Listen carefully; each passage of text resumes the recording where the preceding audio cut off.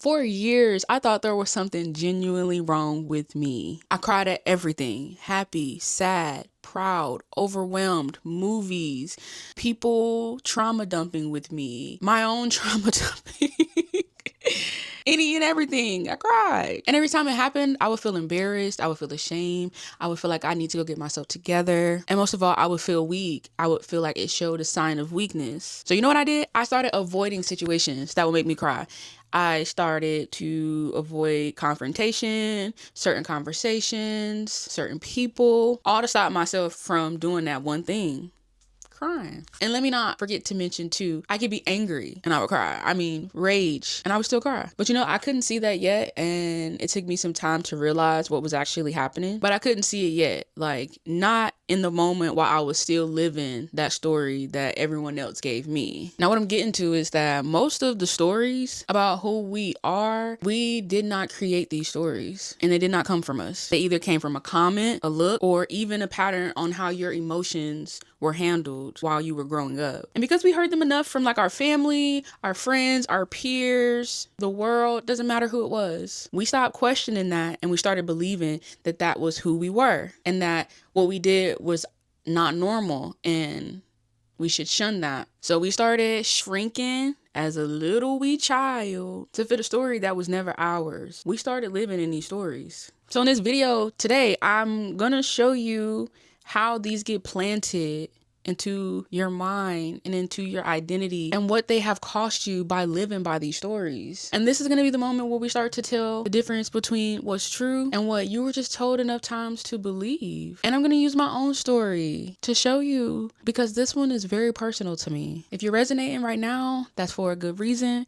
I just want to remind you that you can subscribe to this channel, because I'm a firm believer in creating your environment to support you and to keep you aligned and to hold you accountable, because you hold me accountable and I hold you accountable too.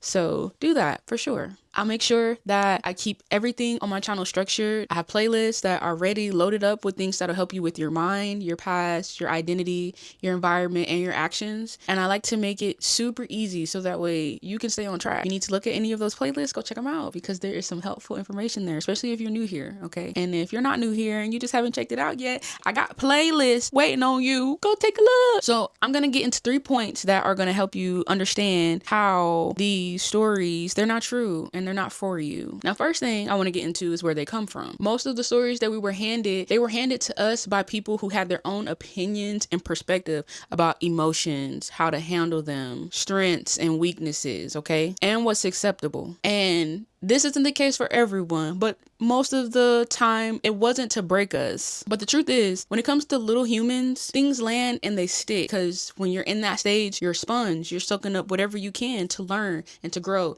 to be what everyone, aka the adults, are around you. And this really lands and sticks, especially when it's from the people you love, it's from your community, it's from your teachers, it's from, you know, your aunts, uncles, family, cousins, and everyone that you know and care about. And what stands out to me the most too is that these things don't have to always be said cruelly for them to do damage.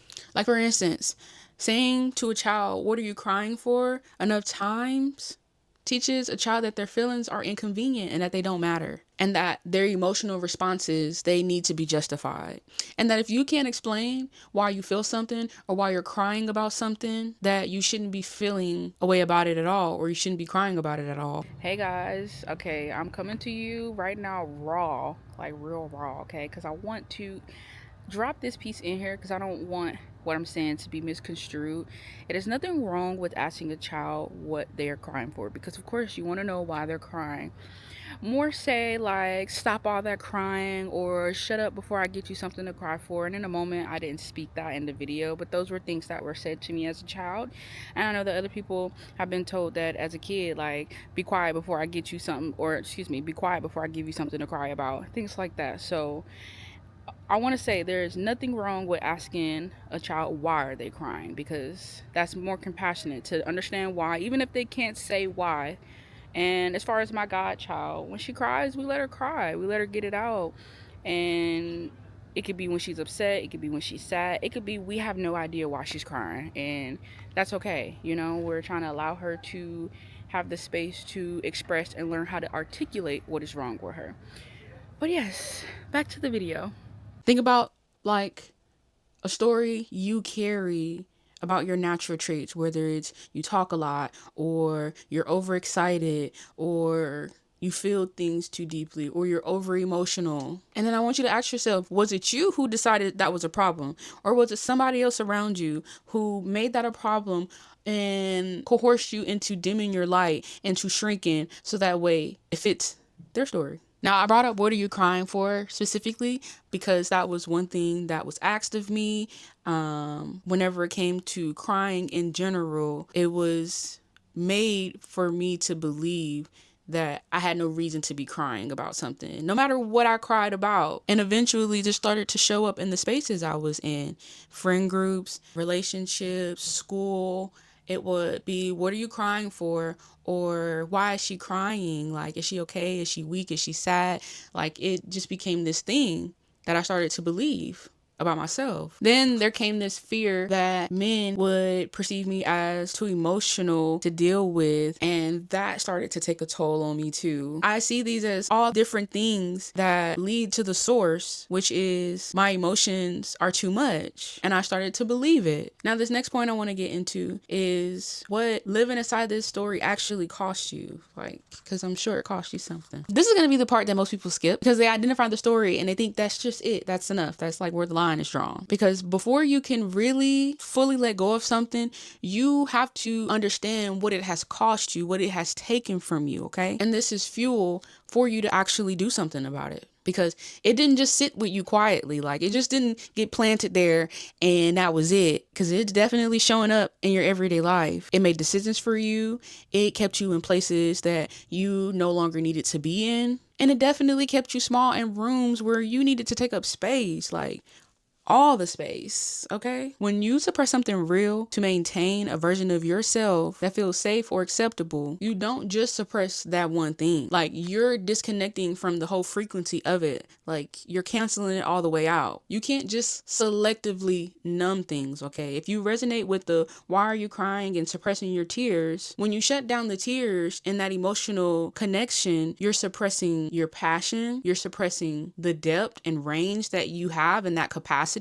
And that's who you are. You're suppressing who you are, especially if it's very natural, if it's something that you were doing as a child. And I want to ask you this question, but I want to hold your hand, okay? Give me your hand. But how long have you stayed in a situation too long because showing how you really felt seemed more dangerous than just staying quiet? How many times have you swallowed something? I mean, just to maintain peace. And then you carried it alone. You didn't say anything. You know who resonates with that? Me. Staying in situations, holding my tongue, losing the idea of wanting to share and express because of the repercussions that could come afterwards. Me actually expressing with my tears because that's who I am. That's how people feel me. And succumbing to being a pushover to people. And I would suppress it in a moment and then go cry about it later. And you know the thing about me, when I cry, it shows. It shows in my face, and the next day it's really gonna show. Like, my eyes get puffy, swollen, I'm red, and I just look like I had an allergic reaction. And the cruel thing about it is, even if I went to go cry about it alone, people would see that I cried about it, and I still didn't speak up about things. And all of that cost me my authenticity. Okay, here it comes. Let me go ahead and let it out.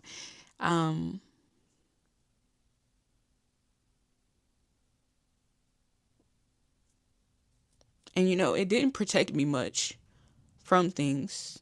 And this is who I am. This is me. And there's no need for me to run from it anymore. And whatever that thing is for you, you don't have to hide that, because that's who you are. And it's okay to be who you are. All right. Now, before I get into this next stage, I'm going to, so that way I can focus, because yeah, this is me. Now, this third point that I want to get into with you is understanding what you lost because you believe the story that was told to you. All these false stories that were told to you cost you access to a real part of yourself. and not just a small part. It's usually the most magnetic and powerful thing about you. And honestly, the things that we were told to suppress are almost always the things that are the most extraordinary about you. The people around you just didn't have a capacity to hold that about you. Sensitivity is not weakness. It's not. And feeling things deeply is not a flaw. It's okay. I believe it's a form of intelligence. I am very emotionally intelligent, and I know how to use it for good. And that's one thing I'm proud of saying, that I share this to encourage people to show that side of themselves and to tap into that, because honestly, it makes me feel good. I feel so good afterwards. And I believe that these things are our strengths. They are what help us lead, create, connect, build, grow, and to move others in a way that logic just cannot do. And when you shut that down to fit other people's narrative and story and to fit their comfort level, you don't just lose the tears. You don't just lose that magnetic thing about yourself. You lose the power that it holds. Like, think about it. What if the thing you were told was too much about you was actually your greatest strength in life? Like, what if that part of you you've been managing and apologizing for was the exact thing that was meant to move people, that was meant to attract this beautiful life that you deserve? I know I have the power when I cry to bring a whole room full of people to that same space. I know that. I know that about myself. And it's not weakness. And I won't let anyone make me feel like that thing about me is something I should hide. It's something that I should tone down because they don't want to be there. And that's okay. You don't have to be there. But I'm not finna rob myself of something that liberates me. Honestly, it's not misery for me. And there's people who need that. There's people who want emotional safety. And I can't deprive them of knowing that that exists by being a mirror of that for them. I spent years trying to figure out how to not be this person and how to suppress my tears and how to hide that and how to talk through conversations without crying and how to give speeches without crying and how to be passionate about things in my life without crying. And I just didn't realize that it was a power that I didn't have permission to tap into. Woo! We got here, y'all. Thank you for being a part of my TED Talk. And I just want to remind you that if any of this lands for you, it resonates with you, and you see yourself in this space that you deserve and you belong in, you can subscribe to this channel. You have the free will to add this into your environment, so that way you do feel safe and you learn and you train yourself to be big. You're destined to be big, okay? That's who you truly are. And I want to help bring that out of you. So I need you to know those stories, they were never true about you, okay? It was just repeated enough times and said to you in all these places and all these spaces, and this person and that person, they all agreed and they said this about you. And it started to feel like an act. It started to feel like this is who I need to be for everyone around me. And those things don't change when you don't question them. They stay the same. But a story can change at any given moment as soon as you realize it is time to change the story about myself. And I assure you, this you can change about yourself, because it's not true. And I always have to be super honest and super real with you. You cannot keep blaming the people who planted that story. You can't blame them forever, because eventually, after they finish watering that seed, you were past, what is the watering thing called? We just don't call it the spout. You were past the spout.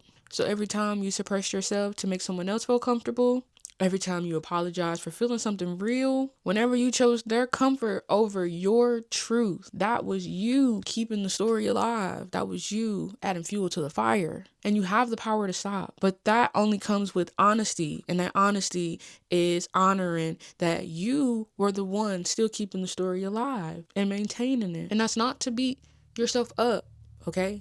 Don't do that, all right? It's just awareness. That's all that is. But with awareness comes action.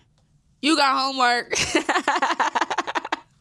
So I need you to pick one story that you have been carrying about yourself. Pick it. And let that be one thing that you feel is a flaw, is a weakness. Like, we're getting deep. No more surface level, okay? We're not doing this anymore. We're getting deeper on this channel. And write it down. Pen to paper. You should have a journal by now for your shadow work and your lessons, okay? And I need you to go in, open up the past and figure out where this came from. Who was the first person who said it? Who was the next person who said it? Who reinforced it after that? How did it get reinforced into you? When did you just succumb to that story that they created about you? And I just want you to focus on those two things, okay? Identifying the story. Where did the story come from? Because once you have a source, you can actually question these things. You can actually really analyze and unveil how this has been playing a part in your life, because it shows up in so many different ways, guys. It's not just a black and white kind of thing. It's a whole rainbow full of different ways that these things show up in our everyday life, and we don't have awareness to it. We feel like life is coming at us. And once you're able to question it, guess what? You can take part in changing it, okay? That's how it works. It's literally this easy, but at the same time, this hard, if you get what I'm saying. Like, it's easy, but it's hard too. It is hard work, but it's easy. And I just want you to know that you are not, and you never were, too much. You were never too emotional. You were never the problem. You were just in rooms that weren't built for someone like you. And now it's time to build your own room, designed beautifully for you and on your own terms, big dog. Yes. Y'all know I'll be back with another one, and I just want to remind you that I'm proud of you. I love you, okay? I'm happy for you. I'm happy with you. I'm in this with you, all right? Keep doing your thing. Peace.